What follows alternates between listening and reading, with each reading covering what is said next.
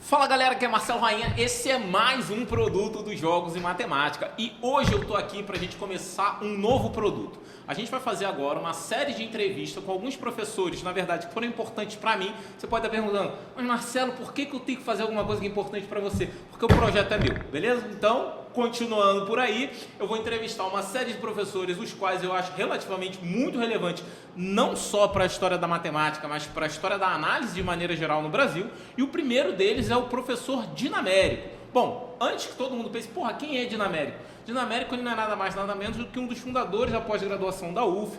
Ele é um dos, bom, se a gente considerar na história da análise, ele está aí presente principalmente na história da análise no Brasil, com uma série de pessoas às quais ele orientou, né, e os artigos que ele tem por aí relativamente relevantes, que vocês podem olhar. E hoje a gente vai ter aqui uma conversa com esse professor. E ele é um dos responsáveis por hoje em dia eu ser professor de matemática. Isso são parabéns? Isso são meus pêsames? Bom, depende do referencial. Se você for meu aluno, você deve estar pensando sobre isso agora.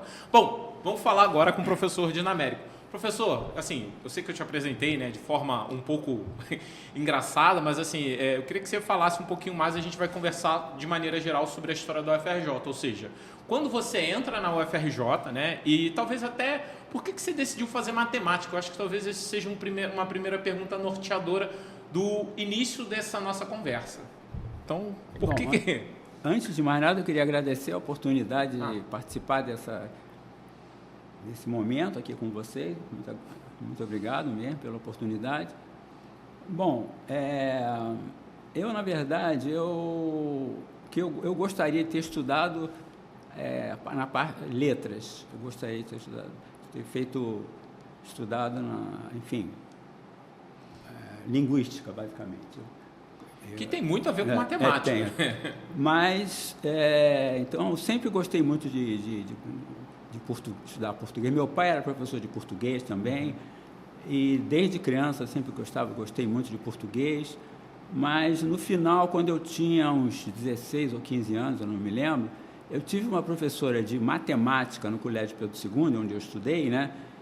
E aquilo me balançou um pouco, entendeu? Eu fiquei um pouco, assim, indeciso se faria letras ou faria matemática. Mas eu gostei tanto daquilo que eu resolvi fazer matemática. Acabei estudando matemática, mas nesse momento da minha vida, eu tenho a impressão de que eu deveria ter feito letras. Mas agora, realmente, já com um pouco mais de 70 anos, eu acho que não vai dar para voltar atrás, né? Não, mas isso é uma também tem um detalhe, o meu pai também era professor de português, né? Então, tinha um ambiente na minha família, na minha casa, não só do ponto de vista um ambiente, assim, do ponto de vista geral, muito politizado, né? Sim. Meu pai era uma pessoa muito politizada, conhecia pessoas também dessa área que iam na nossa casa conversar, entendeu? Tomar uma cerveja, falar sobre política, né? Era uma pessoa extremamente politizada. Isso tudo vamos dizer assim, me fez crer na minha infância, na adolescência, que eu deveria estudar português, fazer vestibular para a Faculdade de Letras, né? Sim. Mas eu acabei fazendo matemática, que depois, no fundo, é a mesma coisa. No Sim. fundo, a gente, depois, quando você começa a estudar uma coisa, você, analisando bem, você vê que aquilo é igual às outras coisas, né? Poderia ter feito física, matemática, biologia, mas realmente eu acho que a minha inclinação natural teria sido fazer letras, eu acho. Mas eu não me arrependo também de ter feito matemática, pelo contrário, eu fui muito feliz da matemática, na verdade, né? Mas se eu pudesse continuar, voltar atrás, eu faria letras. Teria feito letras. E certamente estaria falando agora para algum aluno seu que queria ter feito matemática. Mas qual foi o ano mais ou menos que você entrou na UFRJ? Que você fez sim, graduação, eu entrei na UFRJ no ano de 1970. Isso é uma coisa interessante. Foi um momento difícil, né? Naquela época, naquele período, né? Politicamente falando, né? Eu já tinha, como aluno do Pedro II, eu já sentia isso, né? Porque o Colégio Pedro II participava dos eventos políticos. Vários professores meus foram presos na época, no período em que eu estava fazendo o científico no Colégio Pedro II. pessoas próximas, as pessoas da minha família também tiveram alguns problemas e a gente tinha preocupação até de que pessoas dentro da minha própria família também tivessem, entendeu? Então, o momento em que eu entrei lá na UFRJ, na verdade, eu me senti fiquei um pouco decepcionado, entendeu? Porque o ambiente no Colégio Pedro II era muito mais politizado do que na UFRJ naquela época. Mas porque realmente havia um controle meio severo, né? Entendeu? Naquele momento, né? Na década de 1970. Engraçado você falando, você já me veio com uma fala que a matemática é muito menos politizada do que a física, falando sobre... Sim, isso é verdade. E o pessoal de letras... nessa época. O pessoal por tradição, os físicos têm sido muito mais politizados do que os matemáticos. E o pessoal de letras também... Enfim, algumas pessoas, às vezes também da área médica também, tinha um certo grupo que era muito politizado, da área da medicina, entendeu? Uhum. A matemática, apesar de não ter uma grande tradição nesse aspecto, havia várias pessoas da matemática que participavam ativamente do movimento, assim, do repúdio contra a questão da ditadura naquela ocasião, e algumas dessas pessoas foram presas e algumas dessas pessoas ficaram presas até por mais de um ano. Sim. Entendeu? Naquela ocasião. Então foi um período muito, muito difícil, né? Para a gente, porque a gente sentia que havia alguma coisa no ar. Sim. Eu me lembro, por exemplo, eu me formei na graduação no final de 72, né? E naquela ocasião não havia não havia concurso público naquela época, na década de 70. Então, quando eu entrei no mestrado, em 73, houve um aumento considerável em todas as universidades federais do número de vagas oferecidas. Só que, como não havia concurso, então havia uma carência de professores para essa demanda aí. Então, alguns dos alunos que faziam mestrado, no meu caso, por exemplo, que tinha uma bolsa do CNPq, alguns desses alunos foram contratados para dar aula.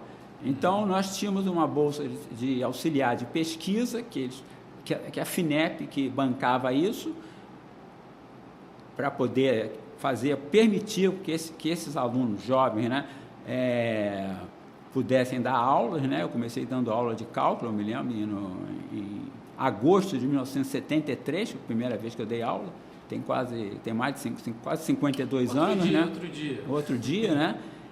E também tinha a bolsa do CNPq. Eu vou fazer só um adendo aqui na sua fala, que talvez quem esteja escutando a gente agora, assim, tá pensando, você vê, o professor de Américo entra na universidade nos anos 70, se forma no final de 72, ou seja, você vê aí, são aproximadamente 3 anos.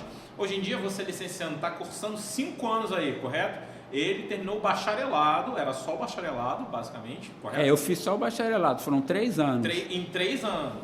E aí cumpre. Aí entra direto no mestrado e dentro do mestrado é contratado pela própria UFRJ para dar aula na graduação, porque não estava tendo concurso, ou seja, você não havia concurso. Na verdade, eu não fui contratado pela UFRJ.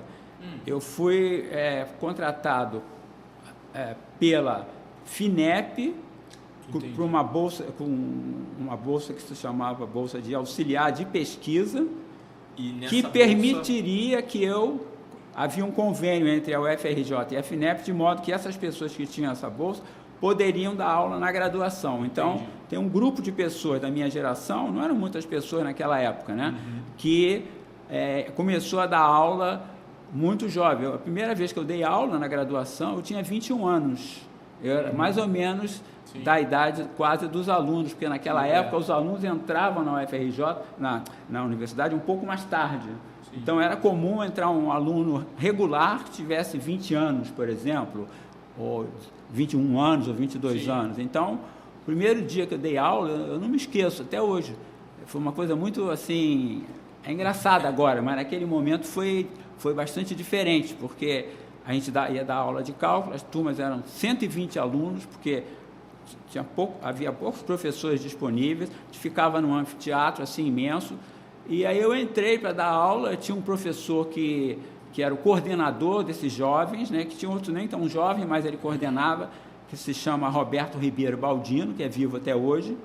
E aí esse professor, ele fazia reuniões com a gente para dizer, olha, na primeira aula tem que fazer isso, na segunda aula tem que fazer aquilo, etc. Eu entrei para dar aula, quando eu entrei tinha uma massa até lá em cima, entende? Sentados, inclusive ali naquele lugar, nas escadas, onde eu ia andar, eles estavam sentados, porque não tinha lugar. Eu tinha me preparado para dar aula e não para me deparar com aquela situação, né? Aí uma multidão. Uma multidão. Aí os caras começaram a olhar para mim e pensaram que eu era aluno de cálculo 1 também, né? Aí eu falei... Porra, eu posso falar assim, tô fudido, né? Que eu pensei, né? É isso. Aí eu pensei, eu vou falar alguma coisa. Eu falei, eu sou o professor. Falei para ele. Quando ele falou, eu sou o professor, eu corri para o quadro e comecei a escrever. Foi a primeira vez que eu dei aula na graduação. Em agosto de 1973. Eu tinha 21 anos. E deixa eu fazer uma pergunta, até porque quem está ouvindo a gente, aluno da graduação recente, o curso de cálculo, ele é muito, dessa época, ele era muito semelhante ao curso de análise hoje em dia, né? O curso de cálculo, o curso de cálculo, naquela ocasião, houve uma tentativa de dar o curso de cálculo por um livro que é um livro de um matemático chamado Spivak. Maravilhoso. Um livro maravilhoso. Então, o curso ele era unificado. Todos os alunos, matemática, física, química, engenharia, faziam o mesmo curso. Entendeu? Uhum.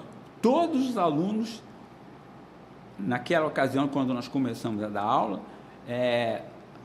faziam o curso pelo livro do Spivak.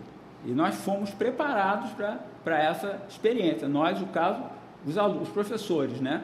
Os alunos não foram preparados para aquilo. Eles não estavam preparados para aquilo.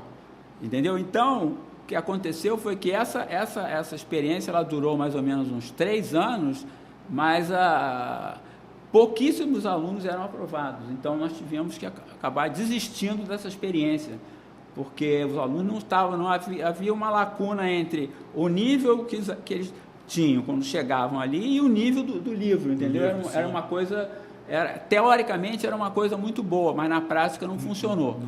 Mas eu fui do primeiro grupo que tentou implementar esse livro do Spivak.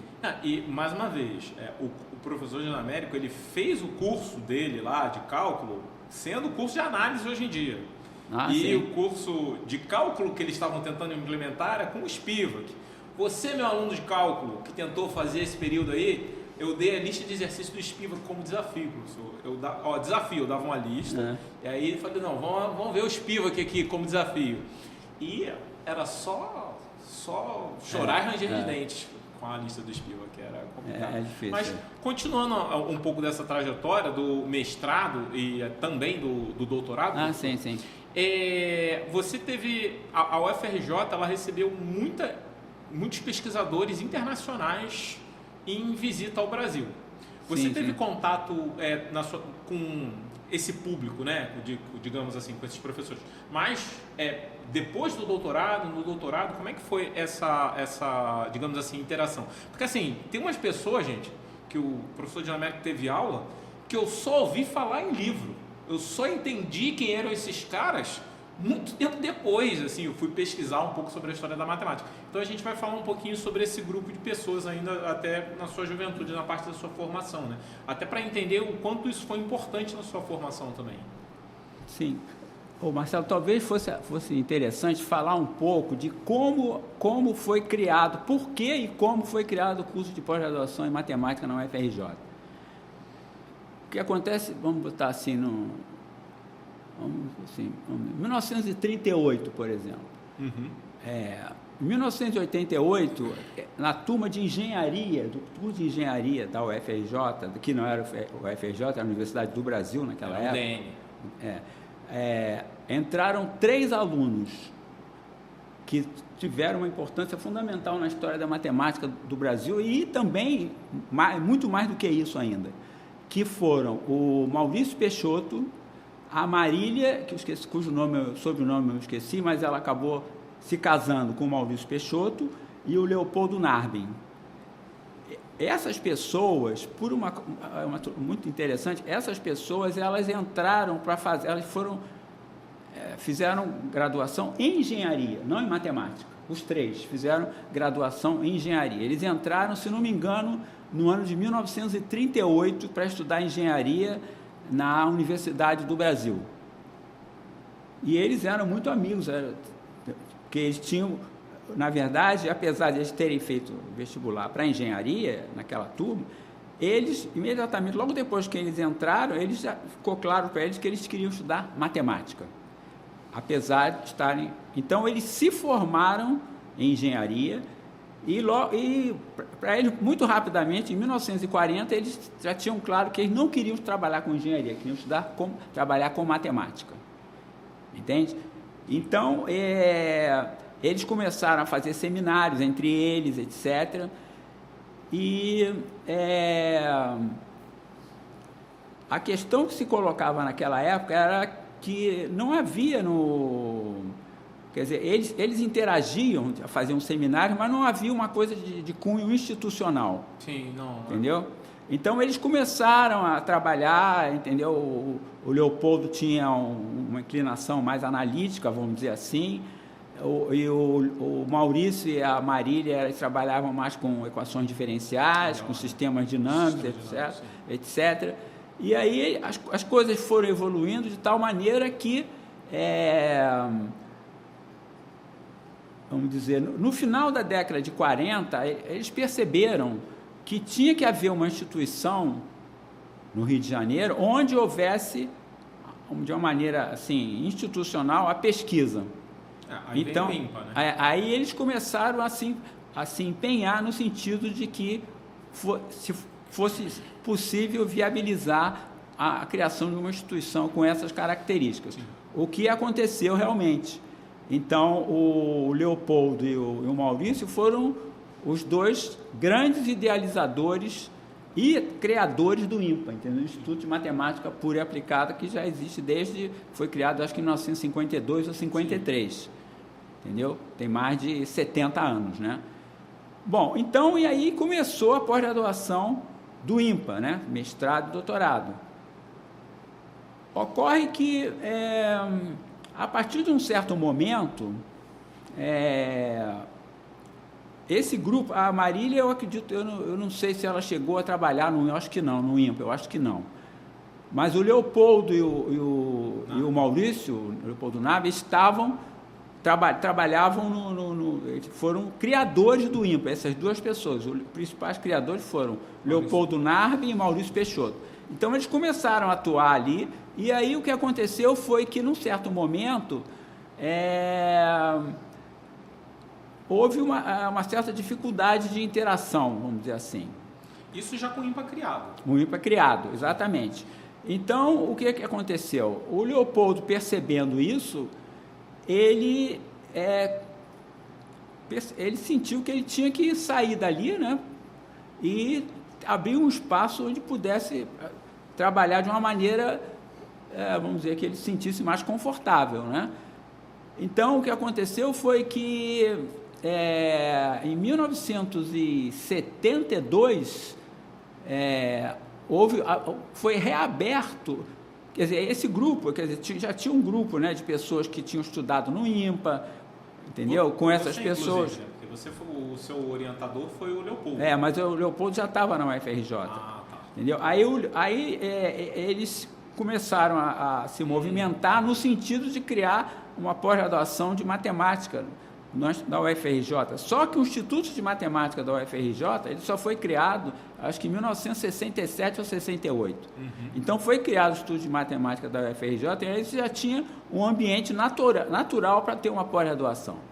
Entendeu? Então, essa pós-graduação, se não me engano, ela foi criada logo depois, poucos anos depois. Então, eles começaram a trabalhar já dentro da estrutura da UFRJ, né? E no programa de pós-graduação em matemática do Instituto de Matemática da UFRJ. Isso no começo no começo da década de 70, vamos dizer. Vou fazer uma pausa aqui. Você que está ouvindo a gente, ou vendo a gente em qualquer um desses canais, essa história que o professor Dinamérico está contando, a gente conta a primeira parte dela no podcast que a gente lançou em abril desse ano aqui, 2025. A gente conta essa primeira parte, foi a criação dos primeiros institutos de matemática, tanto da UDN quanto da USP. E a gente menciona tanto o Narbin quanto o Maurício Peixoto, dentre outras pessoas nesse episódio. Então, assim, se você quiser saber um pouquinho mais detalhado esse período, você vai lá no nosso podcast e curte, fala com a gente lá. E essa história do IMPA tá pra gente fazer essa temporada. Muito provavelmente, quando você estiver vendo isso daqui, a gente ainda não vai ter lançado o episódio, mas muito provavelmente em dezembro do ano de 2025, a gente vai contar um pouquinho sobre essa história da fundação do IMPA e dessa migração do Instituto de Matemática para o UFRJ. Então, assim, é legal porque todas as nossas mídias estão interagindo. Então, essa história vai ser melhor contada, com datas e tudo mais, com artigo, bonitinho. Então, assim, isso aqui que a gente está tendo é um bate-papo mesmo, tá, gente? Então, assim, cara, fonte e tal, a gente tem todas as fontes, mas isso tá mais dentro do podcast. Aqui no YouTube a gente tira um pouco mais para essa questão do bate-papo. Agora, só desculpa, só uma coisa que tem que ser esclarecida, é que o Maurício, ele continuou no IMPA. Sim. Ele não só continuou no IMPA, como ele se aposentou no IMPA. E depois que ele se aposentou, ele continuou trabalhando no IMPA até 98 anos. Sim. No dia que ele só parou de trabalhar uns 2 meses que ele ficou doente, teve um problema de saúde e morreu. Sim. Mas ele foi até quase 100 anos trabalhando no IMPA. Esse é um fator do matemático. O fato do matemático, ele pensa muito. Então, a gente vai ficar velho e vai ter um problema lá que vai estar na nossa E o cabeça. Leopoldo não. Aí ele realmente, o que aconteceu? Um troço interessante, que o Leopoldo, em 1952, ou 51, ou 50, ele se inscreveu num concurso para professor titular na UFRJ. Tá? E houve um problema de cunho legal que não permitiu que ele concorresse nesse concurso. Caramba. Porque alegou-se que ele não poderia fazer aquele concurso, que era um concurso para matemática, tendo em vista que ele não era graduado em matemática. Então, houve um problema, uma questão política, né? Então, dessa forma, esse concurso ele só foi realizado no ano de 1972. 20 anos depois, aí, quando o diretor do Instituto de Matemática, no caso era, se não me engano, o Guilherme Della Penha, que era diretor, ele conseguiu reaver aquele processo e aí, enfim, ele viu que era viável que se realizasse o concurso 20 anos depois da inscrição do Leopoldo, e aí ele defendeu a tese que se chama Topologia e Ordem, que é uma tese que agora já era conhecida internacionalmente desde a década de 50, mas ele defendeu a mesma tese que ele tinha apresentado no começo da década de 50.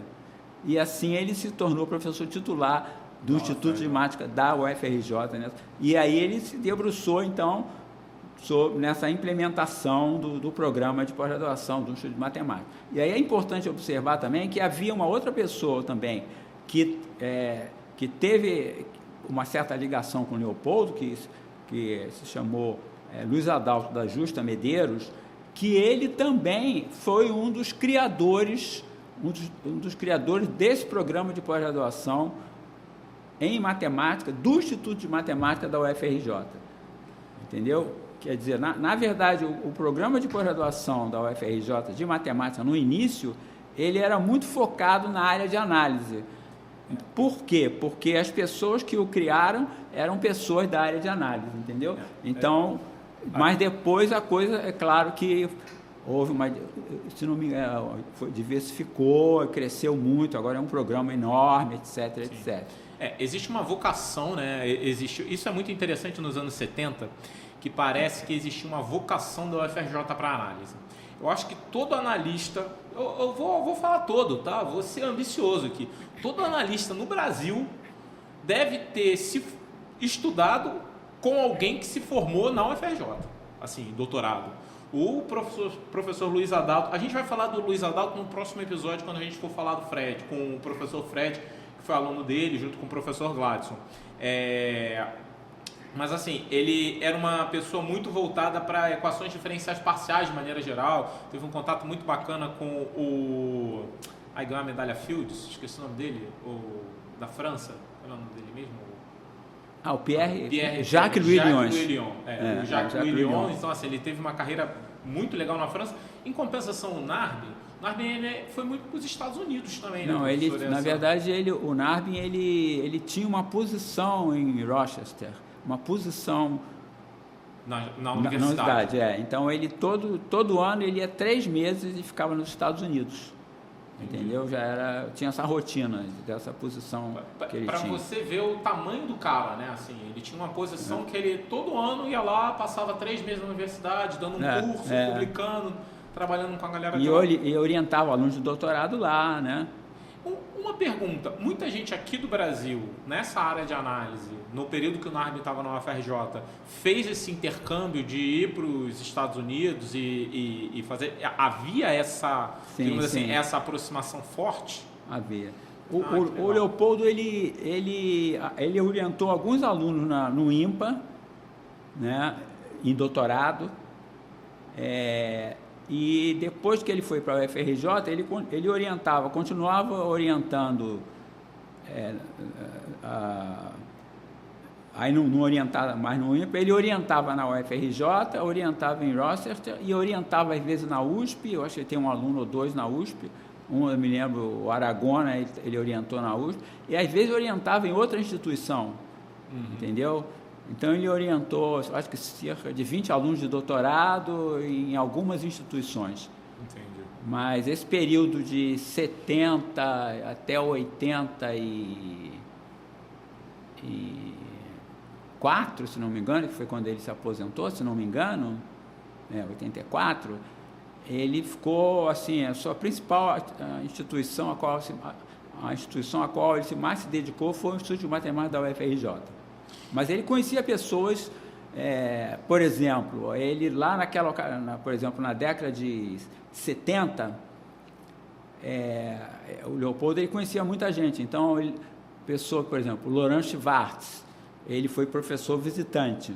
Eu assisti um curso com ele se chamava Geometria de Espaços de Banach. O Jean Dieudonné, eu assisti um curso com ele que era História da Análise Funcional. O Jacques-Louis Lyon foi algumas vezes. O Charles Eresman, que tinha sido orientador do Constantino, que era professor da UFRJ, que é um francês, era muito bom, mais de geometria. Ele também foi professor visitante na UFRJ. Só uma questão aqui, ó. Se você não sabe quem são essas pessoas, você vai no Google agora procurar. Porque se você não sabe quem é Jacques-Louis Lyon, se você não sabe quem é Laurent Schwartz, Dieudonné, são pessoas extremamente relevantes para a história da matemática, tá? Bom, gente, vamos dar um break aqui, vai lá tomar uma água, fazer um xixizinho, daqui a pouco a gente volta.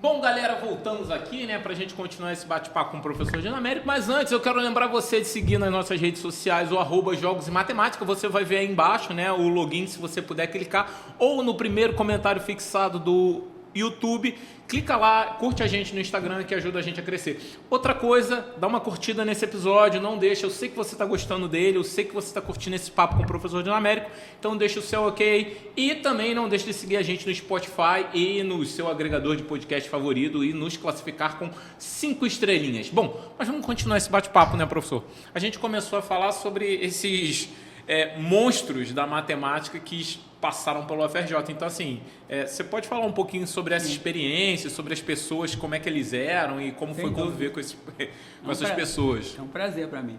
Bom, o Dieudonné, por exemplo, eu me lembro, ele deu um curso de História da Análise Funcional. Dieudonné era um homem alto, muito alto, forte, entendeu? E tem um pouco, com uma certa formalidade, entendeu? Uhum. Mas ele deu um curso de 2 meses, foi em julho e agosto, se não me engano, de 1979. O verão deles. Né? O verão lá. Mas ele tinha uma energia impressionante, o cara. Era uma energia muito grande. Ele entrava 1 hora, saía às 3. Ele não perdia 1 minuto. Entrava, chegava, sei lá, 2 minutos antes. Aí quando 1 hora ele já começava. Ia, e não parava. Pá, pá, pá. E era um troço extremamente organizado, curso assim, uma aula dele era como se fosse um curso inteiro de pós-graduação quase. Era uma loucura. Teoria espectral, aí ele ficava ali.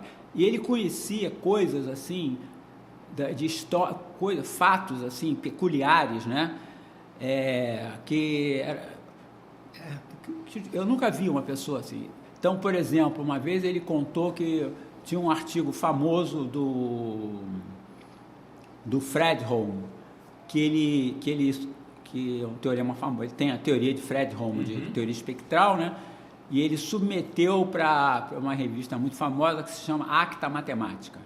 E aí o editor era, se não me engano, Mittag Leffler. E por alguma razão a pessoa que ia fazer o parecer, o Mittag Leffler mandou uma coisa assim, talvez eu tenha confundido alguma coisa, mas é basicamente isso. E a pessoa que ficou com o artigo para dar o parecer, ela demorou muito porque ela se esqueceu, ela viajou, deixou numa gaveta. Então ele explicou que por isso que o artigo demorou 3 anos para sair na revista. Então ele sabia esses detalhes, entendeu? Esse nível de detalhe. E ele tinha, antes, quando eu era jovem, né, as pessoas comentavam que o Dieudonné ele não era um bom professor. E eu tinha essa informação, aí logo eu percebi que era informação totalmente equivocada. Ele adorava dar aula, entendeu? Explicar, se empenhava muito, mas ele havia um certo distanciamento. Se não me engano, o Dieudonné, se ele não foi do primeiro grupo que criou o Bourbaki, ele foi de um dos primeiros. Eu acredito que ele tenha sido, eu não sei se foi do primeiro, mas logo depois que começou o Bourbaki, ele ingressou no Bourbaki, o Dieudonné.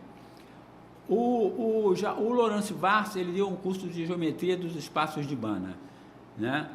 E ele já era um tipo mais assim, era mais calmo, ele já não tinha tanta energia quanto o Dieudonné tinha, apesar de ser mais novo do que o Dieudonné.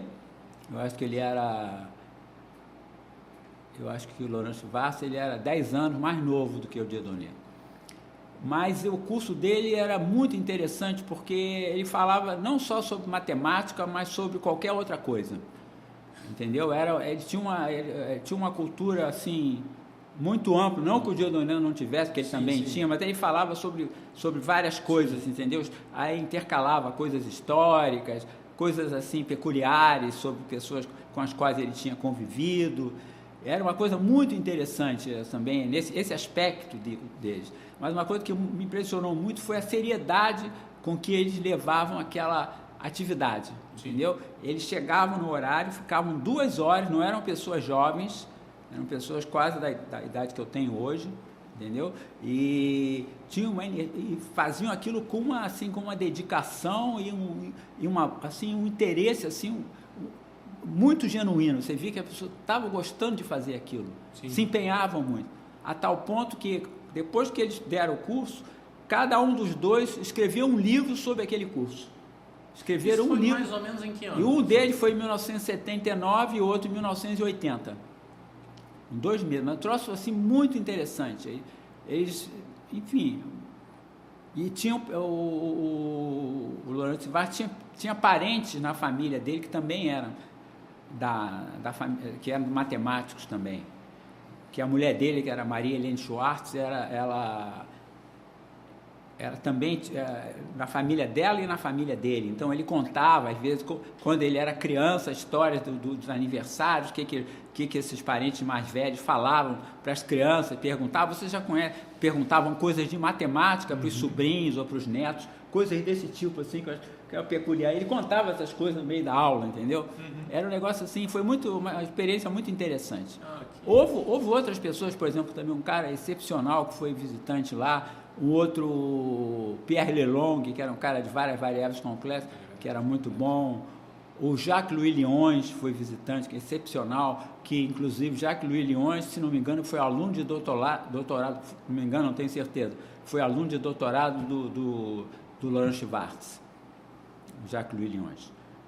E também era um professor excepcional. Os meios, olha, um professor assim que, assim, excelente, uma coisa assim, a aula dele era um verdadeiro, cara, muito brilhante, muito agradável, entendeu?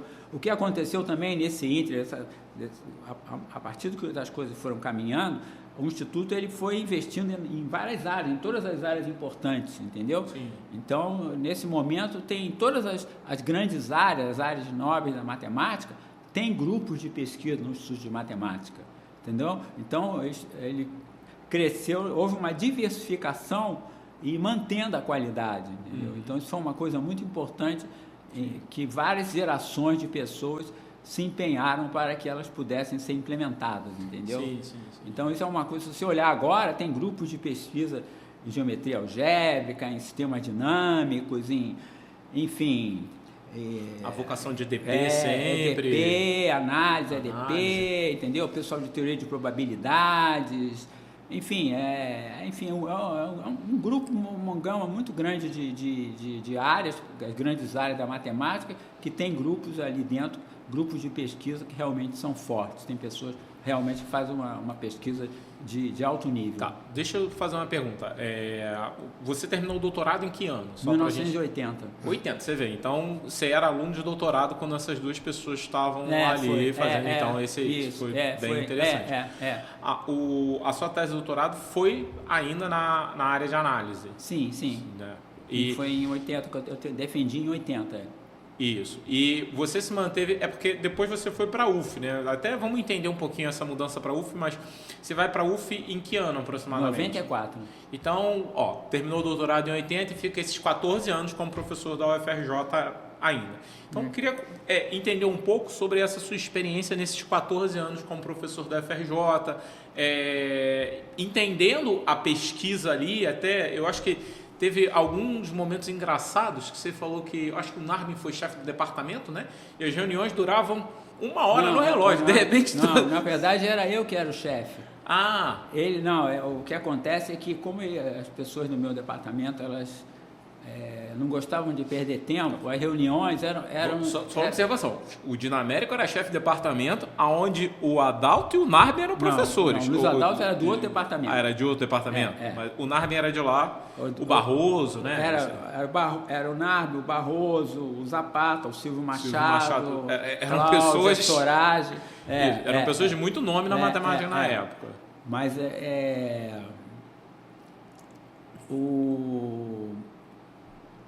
Como é que foi essa experiência de ser chefe de departamento deles?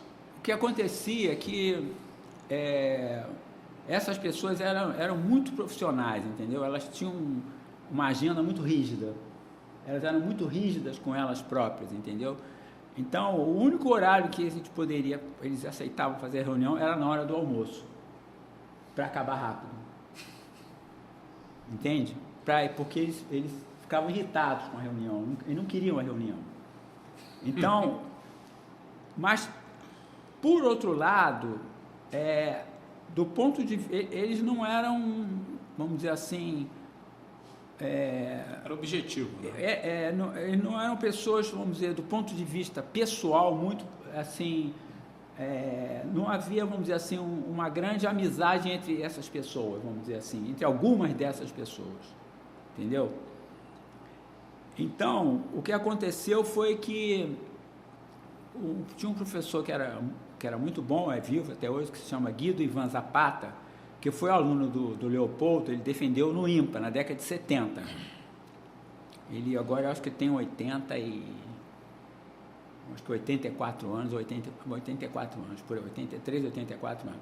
E esse professor Guido Lima Zapata, ele foi chefe do departamento durante vários anos, do departamento de matemática puro, no qual eu estava lotado, né? E ele também, o Zapata. Só que, tendo em vista certas picuinhas, vamos dizer assim, entre eles... políticos. Exato. Aí ele saiu, ele foi chefe durante 6 anos, eu acho, mas num certo momento ele disse que não queria mais ser chefe. E ninguém queria, porque era muito difícil, né, você lidar com certas especificidades. Né? E aí chegou em 82, ele pediu demissão. Caramba. E aí ficou aquela situação. Eu entendi que tinha ficado estranho, ninguém queria, não sei o quê. Aí eu me candidatei a ser chefe, em setembro de 82, olha que loucura. Foi aquele, glória! Aí, e tinha essas pessoas, elas tinham a idade do meu pai, algumas dessas pessoas tinham a idade do meu pai. Em 70, quando eu nasci em outubro de 51, quando eu assumi eu tinha 30 anos, e eles tinham 60, vamos dizer. Aí, como não tinha, foi uma coisa assim, não tinha ninguém, aí eles aceitaram, não tinha outra possibilidade, né? Depois que eu fui eleito, eu fui para casa, aí que eu percebi que eu tinha feito, eu não tinha entendido muito bem, né? Falei, mas espera aí. Mas... Porra, que buraco de coelho mas foi uma maravilha para mim aquela experiência. Entendi. Porque eles tinham certos aspectos, vamos dizer, não acadêmicos, entre eles, que não me incluíam, porque eu nunca, na minha vida profissional, eu não me envolvo com coisas pessoais, acho que não tem sentido, né? Perde sentido, né? Você está trabalhando num lugar onde está envolvido com coisas pessoais e coisas... Não tem sentido, né? Então, isso comigo não aconteceria, não teria como. Então, eu comecei a conviver com eles, eu mudei um pouco o foco, né? Daquela coisa que, às vezes, poderia levar um certo constrangimento entre eles, né? E eles perceberam, entendeu? Entendi. E aí eu comecei a dirigir as coisas assim. Então, eu em geral, muitas coisas eu resolvia pelo telefone depois de jantar. Fazia as coisas assim. Eu ligava para eles, fazia o horário. Eu fazia o horário em casa. Pegava o que você quer dar. Para essas pessoas não havia disciplina, eles davam qualquer disciplina. Entendeu? A gente não tinha esse negócio, não escolhia disciplina. Era qualquer disciplina. Então, eu implementei uma coisa em geral que a gente fazia o seguinte... a maioria dos professores tinha alunos de mestrado ou doutorado. Então, o cara tinha que dar aula no mestrado, no doutorado, ou então seminários de doutorado. Então, cada professor dava uma disciplina de graduação e outra disciplina de pós-graduação. 8 horas de aula no máximo. A contrapartida é que eles trabalhassem bastante. E eles gostaram desse negócio. Então eu fui chefe durante 2 anos, aí quando chegou no final, em setembro de 84, Só concluir. Aí eu falei, agora eu acabei meu mandato. Ele falou, não, você vai continuar. Eu demorei 3 meses para sair, que eles não queriam deixar eu sair. Foi um negócio muito peculiar, mas eu aprendi muito, porque eles eram extremamente profissionais. Eu não deixava de maneira nenhuma haver qualquer discussão que levasse para coisas pessoais, senão eu interrompia a reunião e ia embora, simplesmente levantava. Eles não sabiam que eu não ia aceitar isso. Então não havia nada pessoal na hora da reunião, eu não deixava. E como eles eram muito cordiais comigo e eu com eles, e aquilo eu aprendi muito. Foi muito bom, essa experiência foi muito boa, apesar de eu não tinha experiência nenhuma desse aspecto, entendeu? Claro que eles me ajudaram muito, né? Porque eles facilitavam as coisas para mim.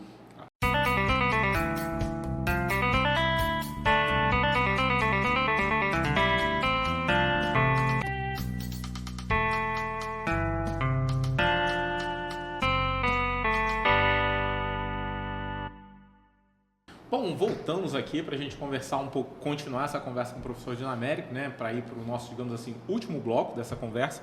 Professor, uma coisa que eu acho que a gente precisa até entender de maneira geral é que você sai da UFRJ para ir para a UF. Eu super entendo que você era como se fosse, digamos assim, professor assistente, assistente não, né, associado, ou... Na verdade era adjunto, né? E vai para ser professor titular na UF, que já é um ganho econômico, digamos assim, muito grande. Mas assim, teve até um pouco dessa questão sobre a pesquisa, né? Eu acho que talvez você se sentisse melhor trabalhando num ambiente novo ou não. Assim, a gente não precisa entrar em muitos detalhes, porque aqui também não é um podcast de fofoca, hein? Você quer ouvir fofoca, você vai para outro lugar, hein? Então aqui não é fofoca, só deixando claro. É só para resgatar um pouco esse processo de transição sim. E falar um pouquinho de como é que foi a experiência na UF, de maneira geral também. Tá. Bom, o que acontece é o seguinte, eu, um pouco antes de terminar o meu mandato, né, como chefe, que foi em setembro, né, de 82, eu tive uma conversa com uma pessoa cujo nome eu não vou mencionar, sobre matemática. Né? E falando para ele da minha preocupação de certas coisas que aconteciam lá no estudo de matemática, né? Coisas que às vezes, coisas de ordem pessoal se sobrepunham a coisas de ordem acadêmica, e isso para mim era uma coisa inadmissível, né? E eu comecei a me sentir um pouco assim desconfortável com essa situação. E essa pessoa, que é uma pessoa que felizmente ainda é viva, ela conversou comigo sobre matemática, não sobre esse assunto. Ela começou a falar comigo sobre outras coisas de matemática que eu nunca tinha ouvido falar. Até a sua área de pesquisa atualmente. E essa pessoa pegou um papel e começou a escrever o nome de uns livros, uns artigos, e falou: Dinamérico, olha, dá uma olhada nisso aí. São coisas que, na verdade, têm a motivação histórica, tem a ver com a teoria dos números, a geometria algébrica, essas coisas, né? E aí eu comecei a estudar aquilo e gostei muito. Então, eu apesar de não ter abandonado a minha área inicial, que era análise funcional, eu comecei a trabalhar em outras coisas, né? Análise p-ádica, coisas que eu não conhecia, que não eram conhecidas no Brasil, na verdade, quase ninguém tinha ouvido falar nisso. Isso é uma coisa clássica, mas aqui no Brasil não havia essa linha, entendeu? Ou se havia poucas pessoas que se dedicavam a esse assunto. E aí, eu comecei a pensar na possibilidade, muito antes de aparecer um concurso na UF, né, que foi em 93, ao final de 93, eu comecei lá em 94, comecei a pensar na possibilidade de sair da UFRJ, ir para um outro ambiente, assim, em que eu pudesse tentar colaborar, ser um pouco, colaborar de maneira mais institucional, mais global, entendeu? Do que na UFRJ, apesar de que na UFRJ eu fui, além de ser chefe do departamento, eu fui coordenador da pós-graduação, eu fui coordenador do projeto FINEP, né, do convênio FINEP. Naquela época, a FINEP ela investia muito nas instituições que tinham pesquisa de um certo nível, né, depois parou isso, né? Tem um certo, mas é diferente, não existe mais aquele convênio FINEP que abraçava toda a instituição. Eu fui coordenador do projeto FINEP, fui coordenador da pós-graduação e fui vice-diretor do Instituto. E aí, nesse período de vice-diretor, que realmente eu me decidi, porque se houver, pensei na minha cabeça, se houver alguma oportunidade de sair daqui, eu vou sair. E aí apareceu, assim, por um acaso, eu não conversei com ninguém sobre isso, apareceu uma oportunidade de fazer um concurso para a UF. E eu falei, poxa, por que não, né? Aí eu fiz o concurso para lá e passei, claro. E fui para lá em 94. A experiência na UF foi muito interessante, porque a UF, ela naquela ocasião, do ponto de vista científico, ela estava muito aquém da UFRJ, naquela ocasião. Estou falando do começo da década de 90. Sim. Totalmente diferente. Não tinha mestrado? Não tinha. A UF tinha passado por um processo que que desagou no fechamento do mestrado, no descredenciamento do mestrado. Chegou nesse ponto. No final da década de 80, o mestrado em matemática da UF ele foi descredenciado. Perdeu o credenciamento. Não quer dizer que não existisse, poderia reaver aquilo, né? Mas ele foi, pelo menos momentaneamente, descredenciado. A nota, só para você entender, hoje em dia, essa nota, se você está num instituto que tem mestrado, a nota vai até 5, se o instituto tem doutorado, pode ir até 7. Então, assim, a UF, perdendo a questão do mestrado, significa que ela devia ter nota, sei lá, 2,5. Foi uma tristeza, porque aquilo ali fragilizou muito a matemática da UF, né? Uhum. E aí houve um grupo de pessoas, no final, na década de 80, no começo da década de 90, um grupo de pessoas, alguns da PUC e de outras instituições, que fizeram concurso para a UF. Assim como eu, fui um pouco depois, em 94. Então nós falamos, olha, vamos reabrir o mestrado. Aí tivemos que refazer o processo do mestrado, do credenciamento, do recredenciamento do mestrado, foi feito isso. E aí o mestrado começou a funcionar bem, tinha um padrão de qualidade muito bom, as pessoas respeitavam o trabalho que estava sendo desenvolvido lá. Enfim, aquilo mudou muito o Instituto. Fizemos a biblioteca, que nós tínhamos lá, quando nós chegamos lá, a biblioteca era um depósito, nós fizemos uma biblioteca grande, confortável, gabinete para os professores, incentivamos os professores a fazer projetos de iniciação científica, enfim, foi um trabalho, olha, de equipe espetacular. E aí, quando em 2005, eu fui eleito para ser coordenador da pós-graduação, aí eu falei, olha, mas então a gente vai ter que fazer alguma coisa agora, a gente não pode ficar a vida inteira com mestrado, porque todos os outros grandes institutos da UF já tinham doutorado naquela ocasião. Aí eu falei, então, vamos fazer, eu vou ser o coordenador, mas a gente vai ter que fazer o projeto do doutorado. Então, no meu mandato de coordenador, foi escrito o projeto de doutorado, foi aprovado o projeto por unanimidade, com modéstia à parte, com louvor, as pessoas consideraram um projeto sério, as pessoas que julgaram aquele projeto, né? Fizeram análise do projeto. E, para minha grande felicidade, atualmente o curso de doutorado da UF é grau 6, é um curso de excelência, entendeu?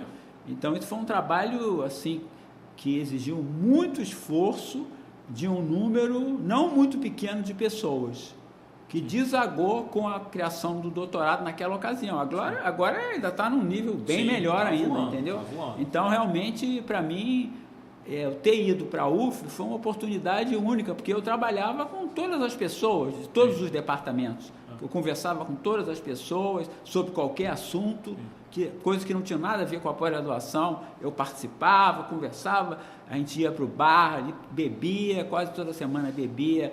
Bebia e conversava, né? Que é onde as ideias surgem. A gente só resolvia as coisas fora, nunca dentro do instituto. Isso era coisa fundamental. Tinha que resolver, a gente almoçava, em geral, Saponga comigo, que a gente come muito devagar, a gente ficava às vezes 3 horas almoçando. Então, havia vários grupos de pessoas que sentavam para almoçar com a gente. Ficava 3 horas, de segunda a sexta, ali almoçando ali no Plaza, né? E o pessoal sentava, quero isso, estou precisando de trazer um visitante, não sei o quê, então quanto, sei lá, 15 dias, tá bom, a gente pode trazer. Quero fazer uma viagem tal, quanto é? Pá, entendeu? Assim, na hora, discutir na hora então, isso não interessa. Isso aqui, nesse momento, não interessa.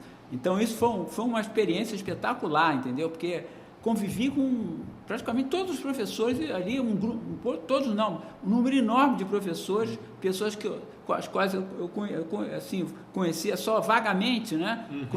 Convivia mais, a gente, no fim de ano fazíamos festa de fim de ano, chegávamos num lugar, sei lá, meio-dia, saíamos meia-noite. Quando conseguíamos levantar, né? Isso é uma coisa interessante, você que está ouvindo a gente, às vezes não está muito familiarizado, né? essa questão dos departamentos, a Universidade Federal Fluminense tem 4 departamentos, é tudo muito fragmentado. Por quê? O mestrado acaba por conta de briga, tá? Isso aí você pode ter certeza. Assim como teve na UFRJ e fez o professor Dinamérico mudar de instituição, certamente teve na UF. Só que os professores que foram entrando na Universidade Federal Fluminense ali nos anos 90, era uma galera nova que estava querendo trabalhar, tinha alguns um pouco mais experientes, para reconstruir esse processo. E você vê, a pós-graduação, ela foi um ambiente propício para que se fomentasse esse tipo de coisa e você tivesse gente da análise, da geometria, da EDP, da álgebra, todo mundo junto em prol, né, de uma universidade melhor, que eu acho que esse é o ponto, né, que o Dinamérico traz aqui. Quando a gente tem muita briga interna, a gente não consegue crescer. Isso vale, assim, eu estou falando aqui, mas isso vale para quase tudo, tá, gente? Se você está numa carreira onde você percebe que o seu ambiente de trabalho tem uma série de brigas internas, você pode ter certeza que esse ambiente não vai conseguir crescer, cara. Porque você tem muita picuinha. Não vai. Assim, e o ambiente que o Dinamérico está relatando aqui era um ambiente agradável. Eu me formei na UF em 2004 e fui fazer a pós-graduação na UFRJ nesse ano mesmo, 2004.2. E eu lembro da UF estar começando a entender que queria o doutorado. Esse foi um ponto importante. Abraço, Manuel, que tá para defender aí o doutorado, hein? Manuel, vou te mandar esse vídeo aí, você vai ver, Manuel, lembra do Manuel, né? Sim. Vai defender o doutorado em maio desse ano. Ou já defendeu, dependendo da data da publicação desse episódio, né? Mas enfim. Mas então esse momento que nós vivenciamos ali com um grupo nove, por exemplo, tinha professores, por exemplo, que eles não estavam mais, vamos dizer, não tinham um projeto de pesquisa, por exemplo, mas eles podiam muito bem orientar uma iniciação científica. Então a gente discutia um projeto, tem esse tema, por que você não... A gente lia o projeto do cara, orientava, aí isso fez com que as pessoas se envolvessem muito mais com a instituição, porque a instituição ela está acima dos indivíduos. Se isso não funcionar assim, a instituição ela vai naufragar. É engraçado, Dinamérico, você falando isso. Às vezes, eu como professor, muitas vezes eu sinto... eu te ligo uma vez por mês, né, Dinamérico, assim, para a gente conversar. Porque às vezes eu sinto falta de uma orientação, eu sinto falta de um direcionamento, eu sinto falta de... Poxa, às vezes eu me sinto... estou um pouco perdido aqui, tateando coisas acadêmicas. Pô, Dinamérico, o que você acha e tudo mais? A gente conversa, bate um papo. Eu acho que isso é um caminho bom, assim. Mais uma vez, o Dinamérico é meu professor desde a graduação.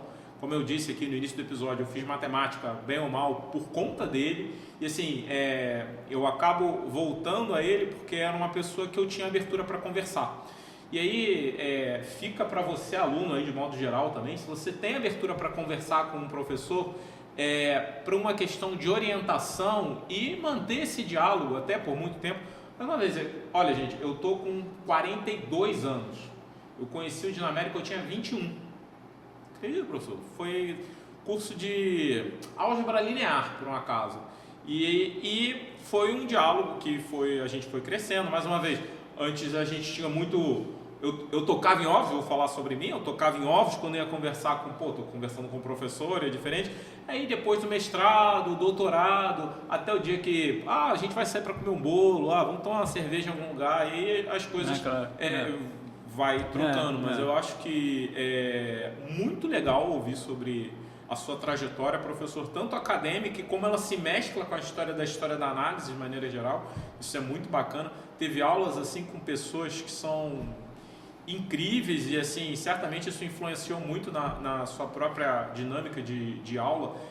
Isso é uma coisa engraçada, né? É uma coisa que eu aprendi com o Dinamérico, com o professor Antônio Roberto, e aí eu vejo que eles aprenderam com só Cavaleiro de Ouro, né? Quem está ouvindo aí entendeu a referência, que é você contar um pouco da história do problema quando você está apresentando o problema de maneira geral, né? Isso é muito bacana. Professor, eu acho que a gente tem um bate-papo aí. Você quer deixar um recado para as pessoas que estão ouvindo a gente? Quer dizer, a gente, depois de uma certa rodagem, né, a gente percebe claramente que a coisa mais importante que tem quando você trabalha numa instituição é você se preocupar com os jovens. Entendeu? adquire uma certa experiência, então você tem que cuidar da carreira deles, entendeu? Assim, cuidar mesmo, né? Você não pode deixar ele sozinho. Se você deixar uma pessoa sozinha na carreira científica, carreira acadêmica principalmente, a tendência da pessoa é ela desanimar. Sim. Porque a gente sabe que no nosso país a educação ainda não é aquilo que deveria ser, né? E isso ocorre em todas as instituições, em todas as universidades. Então é muito comum, vocês sabem disso, que é muito comum uma pessoa que tinha e tem um talento, um potencial natural para trabalhar com matemática, ou física, ou biologia, ou letras, enfim, qualquer coisa, mas enfim. E a pessoa, por não ter um ambiente adequado, ela se sente assim, meio que abandonada e acaba perdendo a oportunidade de desenvolver uma carreira que poderia ter sido muito melhor. E isso é o papel das pessoas que têm mais experiência, não é o único, mas é extremamente importante que essas pessoas sempre se preocupem com as pessoas jovens. Se você não se preocupar com os jovens, a instituição ela não vai para frente. E você tem que se preocupar, assim, não realmente quase no dia a dia, sim, entendeu? Assim, coisas, às vezes até coisas pessoais, às vezes, sim, acontecem. Comigo, como eu sou idoso, né? Até hoje, certas pessoas ligam para mim para falar coisas que às vezes eu nem acredito. A pessoa liga, olha, eu queria falar um negócio com você. Eu falei, tá. Aí fala um negócio, o que você acha? Eu falo, pô, caramba, mas sabe, os caras falam uma coisa que não tem nada a ver com matemática. Sim. Mas eu tenho que falar alguma coisa para ele. Tem coisas que eu não posso falar. Sim. Aí eu chamo o cara, então, vamos ali no bar. Aí vai lá, tem um copinho de cachaça, aí para dar uma segurada, né? Então aí converso eventualmente com outra pessoa. Aí o cara, olha, aquilo ali, esse negócio é sério. Aí conversa 3 horas. Você tem que fazer isso. Tem. Entendeu? E outra coisa que é muito importante é a gente ouvir os mais velhos. Com certeza. Isso é muito importante. Eu, na minha vida, quando eu era jovem, em alguns momentos que eu tive certos questionamentos, que eu percebi que eu não tinha capacidade de resolver sozinho, eu liguei para um cara que tinha a idade do meu pai, falei, olha, estou perdido aqui, quero falar com você. O cara fala, tá bom, vem aqui, estou passando por ela, o que você acha disso? Muitas vezes coisas que tinham a ver com a matemática. O que você acha disso? Aí o cara fala, olha, estou pensando em fazer isso. Ele falou, isso é a única coisa que você não deve fazer. Por causa disso, disso e disso. Então você tem isso, então vou te dar 3 opções, ou 2. Você vai por aqui ou por aqui. Se você fizer o que você está falando, você vai destruir a sua carreira. Por causa disso, disso e disso. A pessoa que ela viveu aquilo, entendeu? É diferente, né? O cara teórico é o cara que viveu aquilo ali, sim, 40, 50, 60 anos. É diferente. Às vezes, por exemplo, com o Maurício, que eu conversava às vezes sobre certas coisas, cara, você falava com ele, muitas vezes a gente, quando é jovem, a gente acha que as coisas são muito importantes, né? É verdade. A gente tem isso. Aí fala um negócio, por exemplo, com o Maurício ou com outras pessoas, eu até falo, então, desculpe falar sobre uma pessoa que já morreu, mas uma pessoa que eu gostava tanto, né?